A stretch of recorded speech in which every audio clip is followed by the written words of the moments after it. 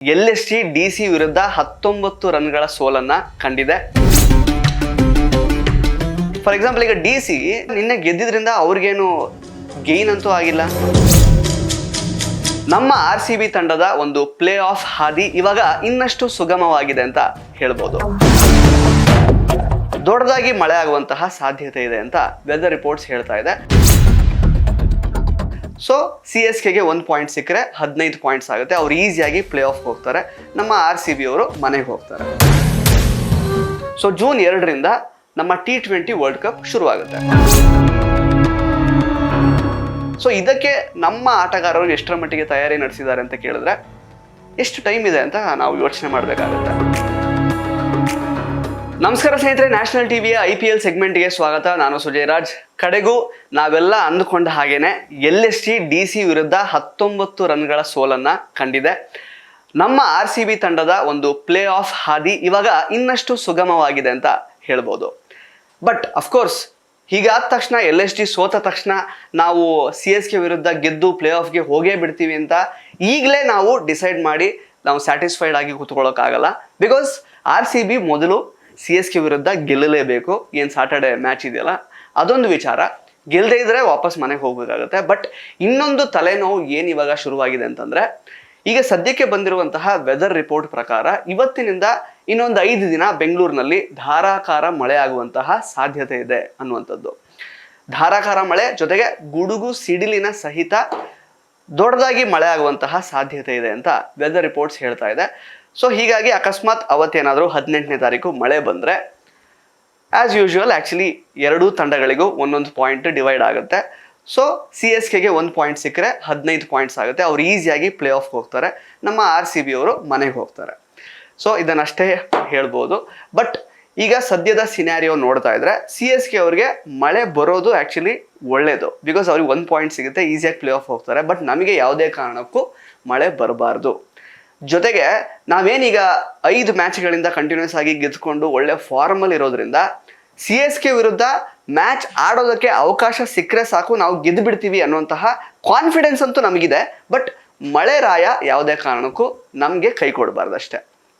At the same time ಈಗ LSG ನಿನ್ನೆ match ಸೋತಿರೋದ್ರಿಂದ next MI ವಿರುದ್ಧ ಅವರು ಇನ್ನೊಂದು ಮ್ಯಾಚನ್ನು ಒಳ್ಳೆ ರನ್ ರೇಟಲ್ಲಿ ಗೆದ್ದರೆ ಅವರು ಆ್ಯಕ್ಚುಲಿ ಲೈಕ್ ಪ್ಲೇ ಆಫ್ ಬರುವಂತಹ ಚಾನ್ಸಸ್ ಇದೆ.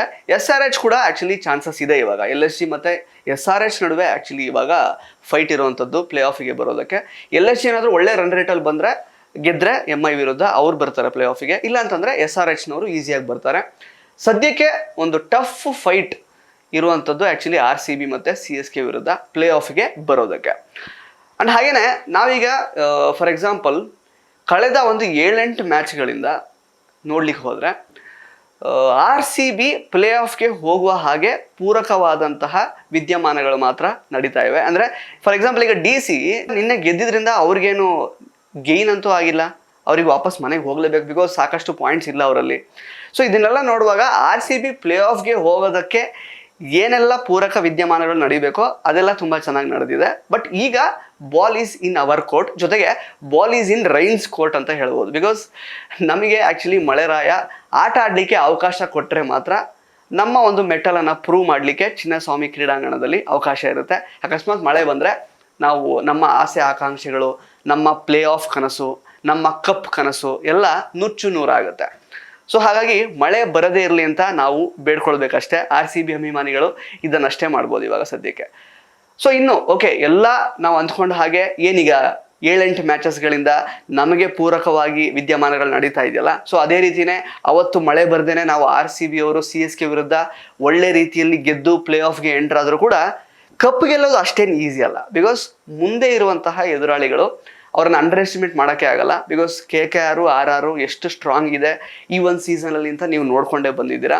ಜೊತೆಗೆ ಇವೆರಡೂ ತಂಡಗಳ ಜೊತೆಗೆ ಇನ್ನೊಂದು ತಂಡ ಯಾವುದಿರುತ್ತೆ ಅಂದರೆ ಬಹುಶಃ LSG ಇರ್ಬೋದು. ಅಂದರೆ LSG ಅವರೀಗ MI ವಿರುದ್ಧ ಇರುವಂತಹ ಪಂದ್ಯದಲ್ಲಿ ಒಳ್ಳೆ ನೆಟ್ ರನ್ ರೇಟಲ್ಲಿ ಗೆದ್ದರೆ ಅವರು ಬರುವಂತಹ ಚಾನ್ಸಸ್ ಇದೆ ಪ್ಲೇ ಆಫಿಗೆ. ಇಲ್ಲ ಅಂತಂದರೆ SRHನವರು ಈಸಿಯಾಗಿ ಪ್ಲೇ ಆಫ್ಗೆ ಬರುವಂತಹ ಚಾನ್ಸಸ್ ಇದೆ. ಸೊ SRH ಆಗಿರ್ಬೋದು, LSG ಆಗಿರ್ಬೋದು, RR ಆಗಿರಬಹುದು ಅಥವಾ KKR ಆಗಿರ್ಬೋದು, ಯಾವುದು ಕೂಡ ಡಮ್ಮಿ ಟೀಮ್ಗಳಲ್ಲ. ತುಂಬ ಒಳ್ಳೆ ಫಾರ್ಮಲ್ಲೇ ಇವೆ ಆ್ಯಕ್ಚುಲಿ. ಅದು ಮೊದಲಿಂದ ಅವರು ತುಂಬ ಕಷ್ಟಪಟ್ಕೊಂಡು 18-16 ಪಾಯಿಂಟ್ಸ್ ತಗೊಂಡು ಬಂದಿರುವಂತಹ ಟೀಮ್ಗಳು. SRH ಕೂಡ ಯಾವ ರೀತಿ ಕಮ್ಬ್ಯಾಕ್ ಮಾಡಿದೆ ಈ ಸೀಸನಲ್ಲಿ ಅಂತ ನೀವು ನೋಡ್ತಾನೆ ಬಂದಿದ್ದೀರಾ. ಸೊ ಕಪ್ ಗೆಲ್ಲೋದು ಅಷ್ಟೇನು ಸುಲಭದ ವಿಷಯ ಅಂತೂ ಅಲ್ಲ. ಆ್ಯಂಡ್ ಅಗೇನ್ RCB ಅವರು ಇಲ್ಲಿ ತನಕ 5 ಮ್ಯಾಚ್ ಗೆದ್ದಿರೋದು ಕಂಟಿನ್ಯೂಸ್ ಆಗಿ, ಅದೇನು ದೊಡ್ಡ ವಿಷಯ ಅಲ್ಲ. ಇನ್ನು ಮುಂದೆ ಇರುವಂತಹ ಎಲ್ಲ ಮ್ಯಾಚ್ನು ಗೆಲ್ಲಬೇಕಲ್ವಾ, ಇದು ಚಾಲೆಂಜ್ ಅಂತಂದರೆ. ಸೊ RCB ಎಲ್ಲ ಈ ಅಡೆತಡೆಗಳನ್ನು ನಿವಾರಣೆ ಮಾಡಿಕೊಂಡು 18ನೇ ತಾರೀಕು ಮಳೆ ಬರ್ದೇನೆ CSK ವಿರುದ್ಧ ಏನೊಂದು ಆ್ಯಕ್ಚುಲಿ 18.1 ಓವರ್ ಒಳಗಡೆ CSK ಕೊಡುವಂತಹ ಒಂದು ಟಾರ್ಗೆಟನ್ನು ಚೇಸ್ ಮಾಡಿ, ಅಥವಾ ನಾವು ಅವ್ರನ್ನ 18 ಓವರ್ ಒಳಗೆ ಔಟ್ ಮಾಡಿ, ಇದೆಲ್ಲವನ್ನು ಮೀರಿ ನಾವು ಗೆದ್ದು ಪ್ಲೇ ಆಫಿಗೆ ಹೋದರೂ ಕೂಡ ತುಂಬ ಕಷ್ಟ ಇದೆ ಮುಂದಿನ ಒಂದು ಹಾದಿ.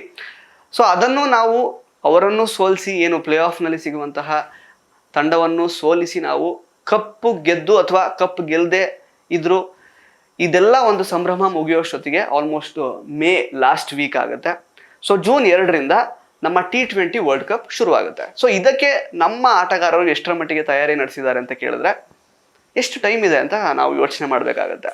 ಬಿಕಾಸ್ ಮೇ ಲಾಸ್ಟ್ ವೀಕಲ್ಲಿ IPL ಎಂಡ್ ಆದರೆ ಜೂನ್ 2 ಅಂತ ಹೇಳಿದಾಗ ಒಂದು 2-3 ದಿನ ಸಿಗುತ್ತೆ ಅಷ್ಟೇ. ಅಷ್ಟರಲ್ಲಿ ಎಷ್ಟು ಪ್ರಾಕ್ಟೀಸ್ ಮಾಡೋಕ್ಕೆ ಸಾಧ್ಯ? At the same time T20 world cup ಸ್ಕ್ವಾಡಲ್ಲಿರುವಂತಹ ಆಟಗಾರರು ಎಷ್ಟರ ಮಟ್ಟಿಗೆ ಎಷ್ಟು ಜನ ಆ್ಯಕ್ಚುಲಿ ಒಳ್ಳೆ ರೀತಿಯಲ್ಲಿ IPL ಅಲ್ಲಿ ಪರ್ಫಾರ್ಮ್ ಮಾಡ್ತಿದ್ದಾರೆ ಅಂತ ನೋಡಿದ್ರೆ ಸ್ವಲ್ಪ ನಮಗೆ ನೆಗೆಟಿವ್ ಒಂದು ಇಮೇಜಸ್ ಸಿಗುತ್ತೆ. Because Rohit Sharma as A captain actually ಈ IPL ಸೀಸನಲ್ಲಿ ಕಂಪ್ಲೀಟ್ಲಿ ಅವರು ಫೇಲ್ ಆಗಿದ್ದಾರೆ ಅಂತಲೇ ಹೇಳ್ಬೋದು. ಅಪ್ಪ ನೀನು ಪಾಸಿಟಿವ್ ಆಗೇ ಮಾತಾಡಲ್ಲ, ಬರೀ ನೆಗೆಟಿವ್ ಆಗಿ ಮಾತಾಡ್ತೀಯ ಅಂತ.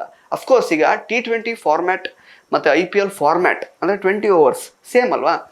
ಈಗ IPLನಲ್ಲಿ ಪರ್ಫಾರ್ಮ್ ಮಾಡದೇ ಇರುವಂತಹ ವ್ಯಕ್ತಿ ಸಡನ್ನಾಗಿ ಒಂದು ದೇಶಭಕ್ತಿ ಉಕ್ಕಿ ಸಡನ್ನಾಗಿ ಈಗ T20 ಮ್ಯಾಚ್ ಶುರುವಾದಾಗ ಆಟ ಆಡೋದಕ್ಕೆ ಸ್ಟಾರ್ಟ್ ಮಾಡಿಬಿಡ್ತಾರೆ.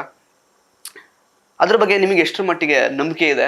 ನನಗಂತೂ ಅವ್ರ ಮೇಲೆ ಆಶಾದಾಯಕ ಭಾವನೆ ಅಂತೂ ಬರ್ತಾ ಇಲ್ಲ. ಬಿಕಾಸ್ ಕೊಹ್ಲಿ ಅವರು ಮತ್ತು ಮೊಹಮ್ಮದ್ ಸಿರಾಜ್ ಅವರು, ಜಸ್ಪ್ರೀತ್ ಬುಮ್ರಾ ಅವರು ಜೊತೆಗೆ ತಕ್ಕ ಮಟ್ಟಿಗೆ ಕೆಲವೊಂದಷ್ಟು ಆಟಗಾರರನ್ನ ಬಿಟ್ಟರೆ ಬೇರೆ ಯಾರು ಕೂಡ ತಕ್ಕ ಮಟ್ಟಿಗೆ ಒಳ್ಳೆ ಪ್ರದರ್ಶನವನ್ನು IPL ಅಲ್ಲಿ ಕೊಟ್ಟಿಲ್ಲ.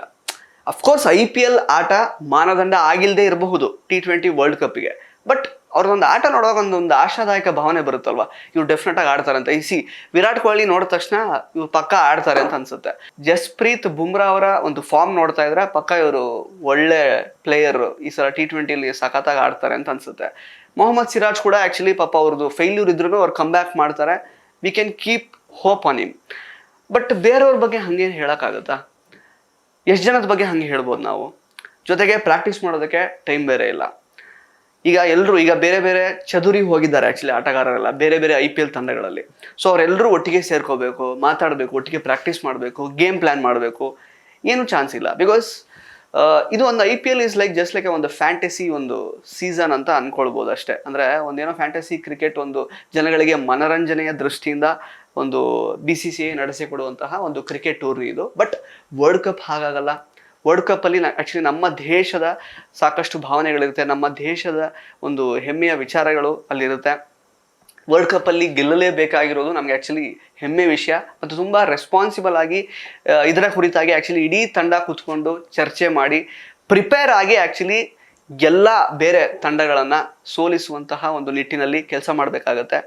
ಸೊ ಇದರ ಸಲುವಾಗಿ ನಮ್ಮ ಭಾರತ ತಂಡ ಎಷ್ಟರ ಮಟ್ಟಿಗೆ ಇದೀಗ ಪ್ರಿಪೇರ್ಡ್ ಆಗಿದೆ, ಅವ್ರಿಗೆ ಎಷ್ಟು ಟೈಮ್ ಸಿಗಬಹುದು, ಇದ್ರ ಬಗ್ಗೆ ಎಲ್ಲ ನಿಮಗೇನು ಅನಿಸುತ್ತೆ ದಯವಿಟ್ಟು ಇದ್ರ ಬಗ್ಗೆ ಕಮೆಂಟ್ ಮಾಡಿ ತಿಳಿಸಿ. ಹಾಗೆಯೇ RCB ವರ್ಸಸ್ CSK ಬಹುಶಃ ಈ ಒಂದು IPL ಸೀಸನಲ್ಲಿ ಇದೇ ಒಂದು ಹೈ ವೋಲ್ಟೇಜ್ ಮ್ಯಾಚ್ ಅಂತ ನಾವು ಕನ್ಸಿಡರ್ ಮಾಡ್ಬೋದು ಸಾಟರ್ಡೆ ಆಗುವಂಥದ್ದು. ಇದ್ರ ಬಗ್ಗೆ ನಿಮ್ಮ ಎಕ್ಸ್ಪೆಕ್ಟೇಷನ್ಸ್ ಏನು? ಇದೆಲ್ಲದ್ರ ಬಗ್ಗೆ ಕಮೆಂಟ್ ಬಾಕ್ಸ್ನಲ್ಲಿ ಕಮೆಂಟ್ ಮಾಡಿ ತಿಳಿಸಿ. ಹಾಗೆಯೇ 18ನೇ ತಾರೀಕು ಮಳೆ ಬರದೇ ಇರಲಿ ಅಂತ ದೇವರಲ್ಲಿ ಪ್ರಾರ್ಥಿಸಿ. ಧನ್ಯವಾದ.